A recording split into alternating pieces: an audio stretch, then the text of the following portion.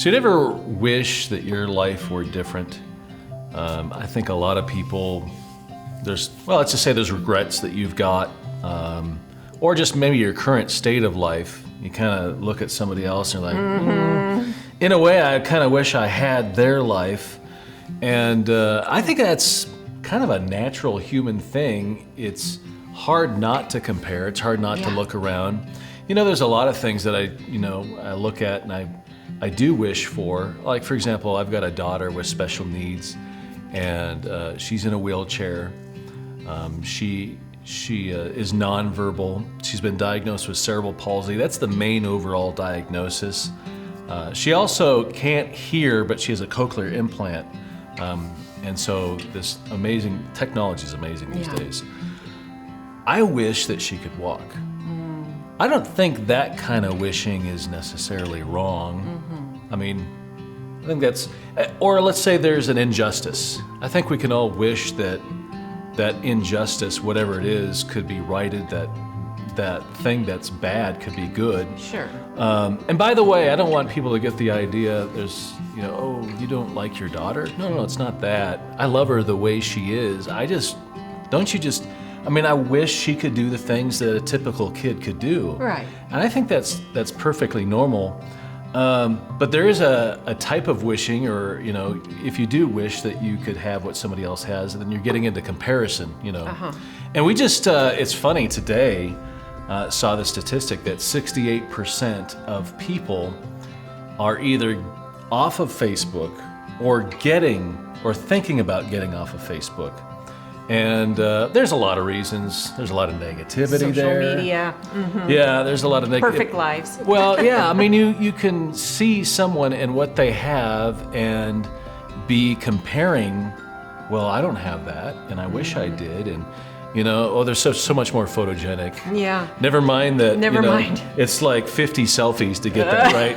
I was cracking me up. I was watching this baseball game, and there was a group of like 5 girls sitting in a row, and they're all just sitting there, just getting that right shot and pursed lips, and this, and it looks ridiculous. But the truth is, I don't know what's going on in their life, really. That's true. We're seeing, and we've heard it before, we're seeing their highlight reel, Literally a snapshot. Yeah. I mean, not everyone's going to be as vulnerable as they are in their real life and let you know what's really happening. But I saw something and I thought, well, that's interesting. Does the Bible have anything to say about comparison? No. There's an actual verse. I'm like, wow, it's in the Bible. Galatians 6:4. In the NIV it says, each one should test their own actions. They can take pride in themselves alone without comparing themselves to someone else. New Living, I like this one even better. It says, be careful. It says, pay attention to your own work. For then you'll get the satisfaction of a job well done. You won't need to compare yourself to anyone else. And I was thinking about that. It's kind of like in school. Keep your eyes on your own paper. Look, right. It's so easy though in that environment to look at someone else. But there is something that I saw, that when it says when you're looking at your own thing, there's something else that stuck out to me. And that has to do with thankfulness and thanksgiving. If thankful for what you do have, well, that changes everything.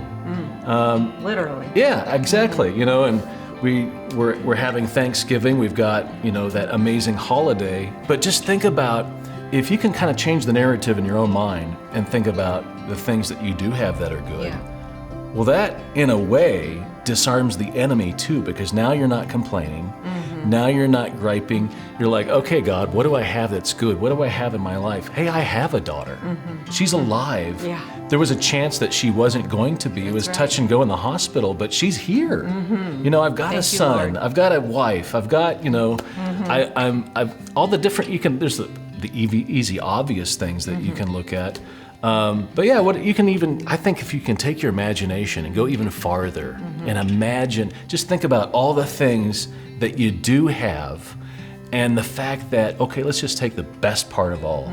I'm going to heaven. Yes, amen. Hello. Dissatisfaction is probably one of the biggest monsters we fight in our life because we are so privileged here Amen. as Americans and living here, and we have so much that we tend to gloss right over it and wish for something more. Exactly. And I love what you're saying, and the social media is a huge culprit in that. Absolutely. I'm really challenged by that statistic, and just with the holiday season coming up, thinking, might just have to lay it down. And I'll just say this, I'm not saying social media is bad, and technically it's not.